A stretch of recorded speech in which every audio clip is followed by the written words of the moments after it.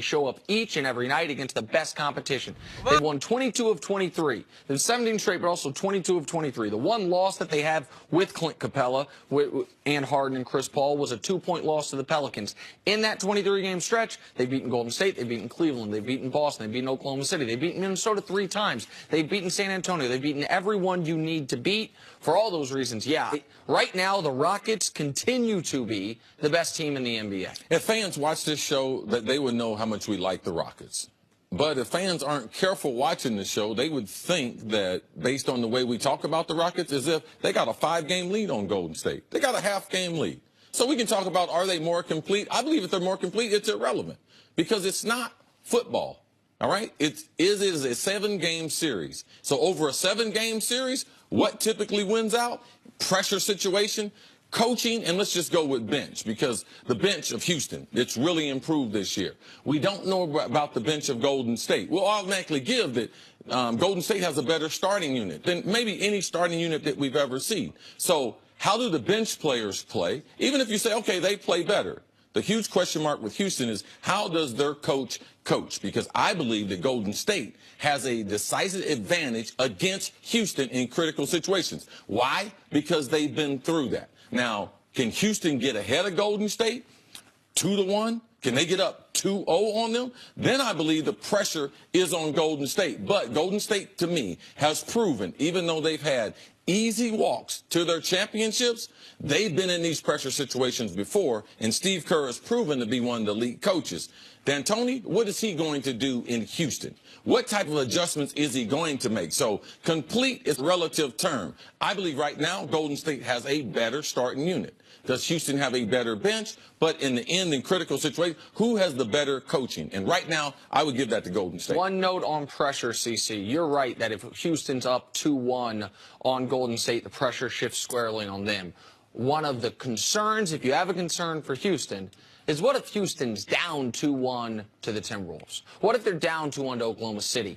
And then before you get to Golden State, because they play Golden State, they're kind of playing with house money, even if they have the 1 seed, because Golden State was such an overwhelming favorite. But if before they get to the Western Conference So you don't Finals, expect them to make the finals. If they get to the finals against Golden State, you feel like, oh, it's house money. That would be a great year. No. That's not what I'm saying. What I'm saying is for the players. I don't think anyone would look at the Rockets if they get to the Western Conference Finals. So Harden being MVP. All right, he's already won MVP. Well, essentially, yes. Okay. Let me answer your question, because I think it's a fair one. I do not think Chris Paul, James Harden, Mike D'Antoni, the Rockets as a whole, will be criticized heavily if what happens in this year is they make the Western Conference Finals and lose to Golden State. I don't think people would consider that choking. I don't think people would be like, oh, see, once again, guys can't get there. Chris Paul's never even been there. The point I'm making is where I think the pressure would be on them is in this very deep Western Conference. If they are down 2-1 in the second round, someone other than Golden State. Someone other than Golden State, then all of a sudden, all of the, see, told you, see, Chris Paul can't get there, told you about Mike D'Antoni, then that weighs on them. That might say Golden State is more complete, because if Golden State gets down 2-1, we're not going to be worried. That is, again, like you said, we can argue about the definition of complete. It's a pressure thing. The Rockets are under immense pressure in the first 2 rounds of these playoffs, because they can win 67 games this year, have the unanimous MVP, and if they get bounced in round 2, because that's the only concern everyone has right now is how they're going to say, see, told you so. Like, that's what they have weighing on them that I think speaks to your point. And for the Rockets, their next big test is tomorrow night, where they play the best team in the East in the Toronto Raptors. Team with the best record. Let's be fair. I think I almost gave you agita for like a split second. All right, moving on to Kevin Durant. He's having another great season and having another year of being overlooked as front runner for MVP. According to Durant, this doesn't bother him. When you're great, you either play great or you tell people you play great while also playing great. Durant chose the latter, telling Yahoo Sports, I know how good I am. Everybody in this league knows how good I am. All the fans know. They know when I step on the court, they fear me as fans of the game. But obviously the move that I made, they didn't like it. So anything to take a shot at me here and there, I knew it was coming. Perhaps it was the statement that has caused fans to take a shot at him. What do you think about Kevin Durant and what he said here? Is he right? Is some of it right? All of it right? I think he's right about all of it but one part. Fans do know how good he is. Players do know how good he is. When he and LeBron were in that commercial, that Uber commercial, and LeBron just kind of flippantly says, the All-Star Game's extra special for us because we're the two best guys and have been for a while. I mean, I believe that goes a long way, too. LeBron saying it? Because who LeBron is and how Kevin, even though last year's final, he's always played second or third to LeBron James. But being in a setting like that, where someone else, not him, he didn't have to bring it up. You know, we're the best two players in the world, and LeBron agreeing with them. I think the way it was set up, and I know the personal relationship is deeper than people realize. LeBron James saying that, it brings credibility to even what Kevin Love says in this interview. Kevin Durant. Kevin Durant says, absolutely. Yeah, so I do think, and he also, we didn't have this part of the quote, he talks about how when he's in opposing arenas and he gets the ball open. I've been there. He hears people gasp. I'm gasping. I'll be like, you know what? We were there. When he was coming up in court in the finals after Korver missed his three. I think all of Cleveland Arena was like, oh, and then he hit it. All of that is true.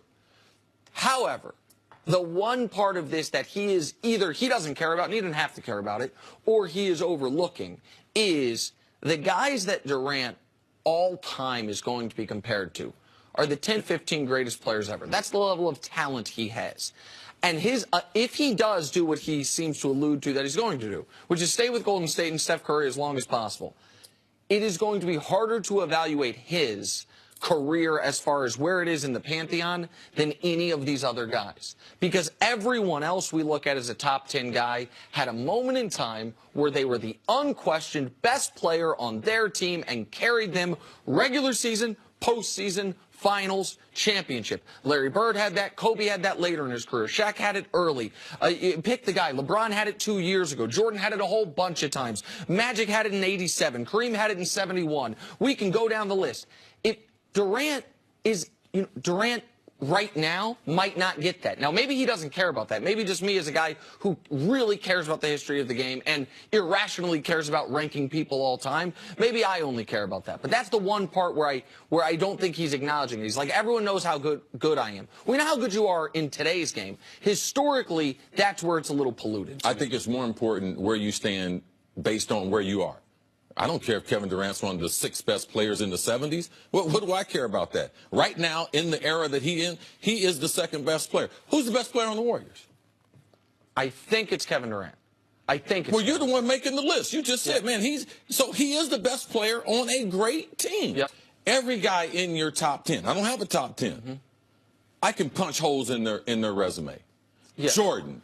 You can punch holes in. When Jordan left Chicago, how many games did they win? 54 the next year. The next year. So all those top. Magic. How many times did he lose in the finals? Lost 4 times. Yep. You can punch holes in his. Kobe. We know you punch holes in his. LeBron. I can punch holes in his with his 5 losses in the finals. So every player has it. I don't believe Durant cares as much, and he should care about his era. Steph, Russ, and LeBron. Because that's what he's going to be judged on. Just being in the top 10, I would love someone to be able to poke holes. But if he gets multiple championships, we are watching one of the greatest players that we have ever seen. And not like Melo, not just a scorer. His ability to be able to defend the rim in OKC has added to his legacy. And as one of the greatest players, if you don't have trophies in the NBA because you play both sides, and our greatest players all have won, for the most part, championships, I believe Kevin Durant is in that class, and he gets multiple championships in Golden State. So, to me, he didn't have any history until last year in the finals. I think you're right. He didn't have legacy history as far as winning. I think he could have gotten there in Oklahoma City. When you mentioned Steph, Russ, LeBron, I would include James Harden in that group. Yes, his absolutely. Yes. People might be wondering why am I anointing Kevin Durant as a top 10 talent potentially once it's all said and done? I mean, the numbers speak for themselves. Who has averaged at least 27 points a game in their career? Here's the list. Jerry West, Kevin Durant, LeBron James, Elgin Baylor, Wilt Chamberlain, and Michael Jordan. By the way, the one guy on that list who isn't in people's top 10s is Elgin Baylor, probably unfairly, but because of the lack of championships. Who in NBA history has averaged that many points while shooting that high of a percentage, 49%? It's an even more exclusive list. LeBron, Durant, Wilt, and Jordan. Like, that is his level of talent. If he keeps this up, because he's still young, because he come out of just 1 year in college, like, he is going to finish statistically as one of the most dominant players we've ever seen. I hope at some point he gets to have his chance for the LeBron in Cleveland moment. Just a moment outside of this super team to go and do it. I don't know that he will. Go ahead. LeBron didn't need that moment though, because he had the two previous there in Miami. It adds to his legacy, but you could not say LeBron was not clutch after winning those back-to-back and what he did in Miami. But I don't think LeBron was in the discussion. I know you don't think he's the greatest player ever, but he is certainly now it is a discussion. It was not a discussion prior to that title in Cleveland. All right, they just told me to break. Otherwise, I would tell you how incredibly arrogant I thought the comment was, and that all those people you listed have perhaps thought all those things. Jordan said all of it. LeBron said not like that. Jenna, I just think I'm gonna be totally honest with you. I think your history's off on this. Larry Bird was one of the most arrogant players ever. Kobe Bryant said all these things. Do you think he's an arrogant player, Kevin Durant?